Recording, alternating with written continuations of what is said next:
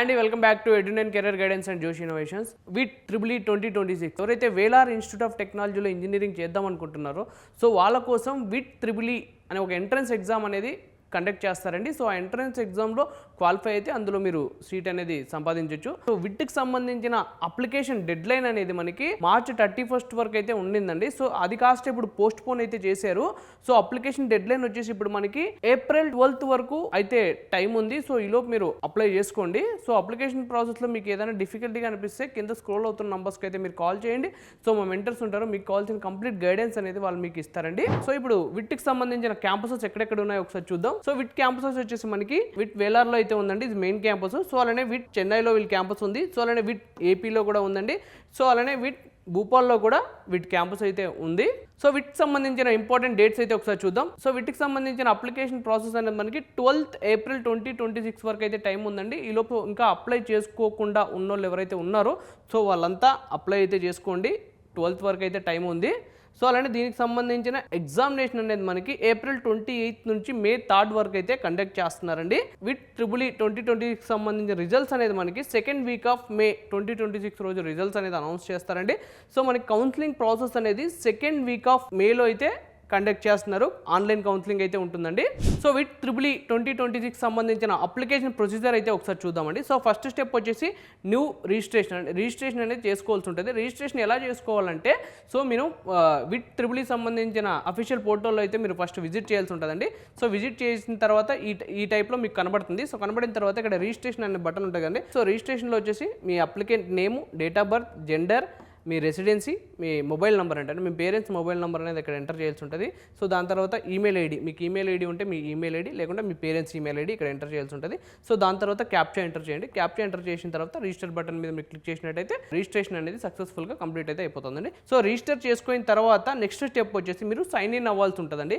So sign in అయిన తర్వాత మీరు థర్డ్ స్టెప్లో మీ అప్లికేషన్ ఫామ్ అనేది ఫిలప్ చేయాల్సి ఉంటుంది. సో మీ అప్లికేషన్ ఫామ్ ఫిలప్ చేసిన తర్వాత ఫోర్త్ స్టెప్లో పేమెంట్ ఉంటుందండి. సో దీనికి సంబంధించిన అప్లికేషన్ ఫీ వచ్చేసి మనకి 1300 అయితే ఉంటుందండి. సో ఆ 1300 సంబంధించిన పేమెంట్ అనేది మనం ఫోర్త్ స్టెప్లో అయితే కంప్లీట్ చేయాల్సి ఉంటుంది. దాని తర్వాత ఫిఫ్త్ స్టెప్ వచ్చేసి మనకి ఫోటో అండ్ సిగ్నేచర్ అనేది మనం అప్లోడ్ చేయాల్సి ఉంటుందండి. సో మీరు అప్లికేషన్ ఫామ్ ఇంకా ఫిలప్ చేయకుండా ముందే మీరు ఒక వైట్ పేపర్ మీద మీ ఒక సిగ్నేచర్ అనేది చేసేసి రెడీగా అయితే పెట్టుకోండి. సో దాంతోపాటు మీ ఫోటో కూడా రెడీ పెట్టుకోండి. సో పెట్టుకున్న తర్వాత ఆ ఫోటో అనేది మీరు ఫిఫ్త్ స్టెప్లో అప్లోడ్ చేయాల్సి అయితే ఉంటుంది. సో అప్లోడ్ చేసిన తర్వాత మీరు ఈ ప్రాసెస్ అంతా కంప్లీట్ అయిన తర్వాత సిక్స్త్ స్టెప్లో మీరు ఏం చేయాల్సి ఉంటుందంటే మీ అప్లికేషన్ ఫామ్ ఏదైతే ఉందో మీరు ఫిల్ చేసిండేది అసలు డౌన్లోడ్ చేసుకోవాల్సి అయితే ఉంటుందండి. సో డౌన్లోడ్ చేసుకున్న తర్వాత మీరు ఇచ్చిన డీటెయిల్స్ అనేది కరెక్ట్గా ఉన్నాయో లేదో ఒకసారి చెక్ చేసుకోండి. కరెక్ట్గా ఉన్నట్టయితే మీరు అది సబ్మిట్ అయితే చేసేసేయండి. సబ్మిట్ చేసిన తర్వాత మీ అప్లికేషన్ ఫామ్ అనేది సక్సెస్ఫుల్గా సబ్మిట్ అయితే అయిపోతుంది. విత్ ట్రిపుల్ 2026 ఎంట్రన్స్ ఎగ్జామ్ సంబంధించిన ఎగ్జామ్ ప్యాటర్న్ అయితే ఒకసారి చూద్దామండి. సో ఎవరైతే ఎంపీసీ స్టూడెంట్స్ ఉంటారో సో వాళ్ళకి సంబంధించిన మ్యాథమెటిక్స్ సబ్జెక్ట్లో 40 క్వశ్చన్స్ అయితే ఉంటాయండి. ఫిజిక్స్ సబ్జెక్ట్లో 35 క్వశ్చన్స్ అయితే ఉంటాయి. కెమిస్ట్రీలో 35 క్వశ్చన్స్ అయితే ఉంటాయి. ఇంగ్లీష్లో 5 క్వశ్చన్స్ అయితే ఉంటాయి. యాప్టిట్యూడ్లో 10 క్వశ్చన్స్ అయితే ఉంటాయండి. సో అలానే మన బైపీసీ స్టూడెంట్స్ ఎవరైతే ఉంటారో సో వాళ్ళకి బయాలజీ సబ్జెక్ట్లో 40 క్వశ్చన్స్ అయితే ఉంటాయి. ఫిజిక్స్లో 35 క్వశ్చన్స్ అయితే ఉంటాయి. కెమిస్ట్రీలో 35 క్వశ్చన్స్ ఉంటాయి. ఇంగ్లీష్లో 5 క్వశ్చన్స్ ఉంటాయి. యాప్టిట్యూడ్లో 10 క్వశ్చన్స్ అయితే ఉంటాయండి. టోటల్ మనకి 125 క్వశ్చన్స్ అయితే ఉంటాయి. సో ఈ ఎగ్జామ్ సంబంధించిన డ్యూరేషన్ వచ్చేసి మనకి 2 hours 13 minutes డ్యూరేషన్ అయితే ఉంటుంది. సో అలా మన సిలబస్ విషయానికి వస్తే సో ఇంటర్లో ఎవరైతే ఎంపీసీ స్టూడెంట్స్ ఉంటారో వాళ్ళకి ఫిజిక్స్, కెమిస్ట్రీ, మ్యాథమెటిక్స్ సంబంధించిన సబ్జెక్ట్ల నుంచి క్వశ్చన్స్ వస్తాయండి. అలానే బయాలజీ స్టూడెంట్స్ ఉంటారో బయాలజీ, కెమిస్ట్రీ, ఫిజిక్స్ సంబంధించిన క్వశ్చన్స్ అయితే ఇవ్వడం జరుగుతుంది. ఇంకా ఇంగ్లీష్ అండ్ యాప్టిట్యూడ్ సంబంధించిన సిలబస్ అయితే ఉంటుందండి. సో మీరు మ్యాక్సిమం ప్రీవియస్ పేపర్స్ అనేది ప్రాక్టీస్ చేసుకోండి. విత్ 2026 మాక్ టెస్ట్ సంబంధించిన ప్రాక్టీస్ పేపర్స్ అయితే రిలీజ్ చేయడం జరిగిందండి. మీకు సంబంధించిన ఎంపీసీ స్టూడెంట్స్ అయితే ఎంపీ సంబంధించింది, బైపీసీ అయితే బైపీసీ సంబంధించిన స్టూడెంట్స్ సో వాటి మాక్ టెస్ట్లు అనేది మీరు బాగా ప్రాక్టీస్ చేస్తే మీరు ఇందులో ఈజీగా సీట్ అనేది సంపాదించవచ్చండి. వీటికి సంబంధించిన అడ్మిషన్ ప్రాసెస్ అయితే ఒకసారి చూద్దామండి. సో ఫస్ట్ స్టెప్ ఏంటంటే www.vit.ac.in అని ఒక పోర్టల్ అయితే ఉంటుంది. ఫస్ట్ మీరు పోర్టల్ అనేది విజిట్ అవ్వాల్సి ఉంటుంది. విజిట్ అయిన తర్వాత అప్లికేషన్ ప్రాసెస్ అనేది మీరు ఫిల్ చేయాల్సి ఉంటుందండి. ఇంతకుముందు మనం చెప్పినట్టు ఆ ప్రొసీజర్లో మీరు అప్లికేషన్ ఫామ్ అనేది ఫిల్ చేయాలి. ఫిల్ చేసిన తర్వాత మనకి స్లాట్ అనేది బుక్ చేసుకోవాల్సి ఉంటుంది.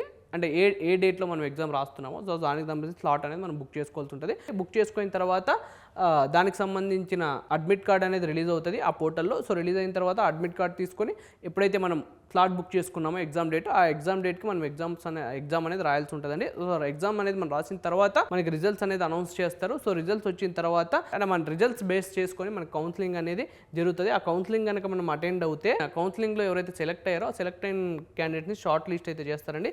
సో షార్ట్ లిస్ట్ చేసిన తర్వాత మన మెయిల్ ఐడికి మన ప్రొఫెషనల్ అడ్మిషన్ లెటర్ అనేది వాళ్ళు రిలీజ్ చేస్తారు.